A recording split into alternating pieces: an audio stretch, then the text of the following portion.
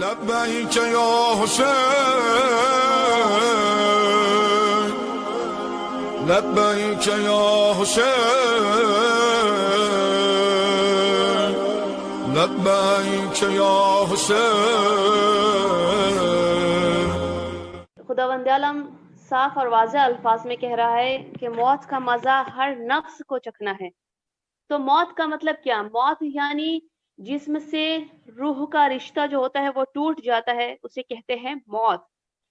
اور خدا اس آیت میں کہتا ہے کہ موت کا مزہ چکھنا ہے۔ مزہ مطلب ہم کوئی چیز جو ٹیسٹی ہوتی ہے ہم اسے کہتے ہیں مزیدار، تو خدا کہتا ہے کہ موت کا مزہ چکھنا ہے۔ لیکن ہمارے سامنے تو جب موت کا تذکرہ کیا جاتا ہے تو ہم ڈر جاتے ہیں، کسی کے سامنے اگر موت نام ورڈ لیا جائے تو لوگ خوف میں آ جاتے ہیں۔ لیکن خدا یہ کہتا ہے کہ موت کا مزہ، تو اس کا مطلب یہ ہے کہ موت کا کوئی مزہ ہے۔ تو آئیے موت کا مزہ کیا ہے، آئیے میں آپ کو کربلا لے کے چلوں۔ مولا حسین نے جناب قاسم سے جب سوال کیا تھا، اے لال موت تمہارے نزدیک کیسی ہے، تو جناب قاسم نے تو یہی تو کہا تھا نا کہ موت تمہارے نزدیک شہد سے زیادہ شیریں ہے۔ تو پتا چلا کہ یہ ہمارے اور آپ کے اوپر منحصر کرتا ہے، ڈیپینڈ کرتا ہے کہ ہم اپنی موت کو کیسے شیریں بنا سکتے ہیں۔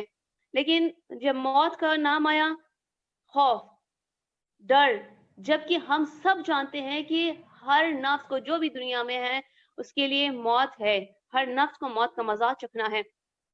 تو پھر وجہ کیا ہے کہ انسان موت سے ڈرتا ہے؟ یہ جانتا بھی ہے کہ ایک نہ ایک دن موت آئے گی اور پھر بھی انسان ڈرتا ہے۔ تو آئیے میں اس کو مثال کے ذریعے سے بیان کروں۔ کنیزہ نے سے جب ایک بچہ دنیا میں آتا ہے تو وہ روتے ہوئے آتا ہے۔ کوئی بچہ ہم نے دیکھیں گے کہ دنیا میں آ رہا ہے وہ ہنس رہا ہے، نہیں، جب بچہ دنیا میں آتا ہے تو ہمیشہ وہ روتے ہوئے آتا ہے۔ کیوں؟ کیونکہ بچے کے لیے جو شکم مادر ہوتی ہے وہی اس کی پوری دنیا ہوتی ہے۔ وہ اس دنیا کے بارے میں نہیں جانتا ہے، جب اس دنیا میں آتا ہے تو اسے کوئی علم نہیں ہوتا ہے کہ وہ ایسی دنیا میں، بڑی ہی دنیا میں آ رہا ہے، لہٰذا وہ جو شکم مادر ہوتا ہے وہ اس کے لیے اتنی ہی پوری دنیا ہوتی ہے۔ تو جب دنیا میں آتا ہے تو وہ گریا کرتا ہے، وہ روتا ہے۔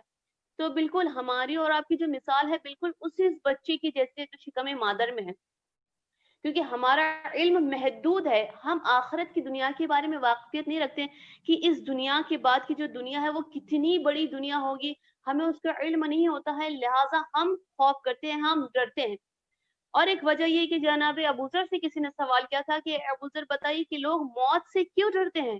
تو جناب ابوذر نے بہترین مثال دیا تھا کہ موت سے ڈرنے کی وجہ یہ ہے کہ جناب ابوذر نے کہا تھا کہ دیکھو، اگر انسان کے پاس دو مکان ہے، ایک وہ مکان کی جو بہت ہی اچھا سے سجا ہوا ہے، ڈیکوریشن ہے، وہاں پر انٹیریئر بہت اچھا ہے، اور ایک ایسا مکان ہے جو ٹوٹا پھوٹا ہے، رہنے کے لائق نہیں ہے، تو کون انسان ایسا ہے کہ جو ٹوٹے پھوٹے گھر میں رہنا پسند کرے گا؟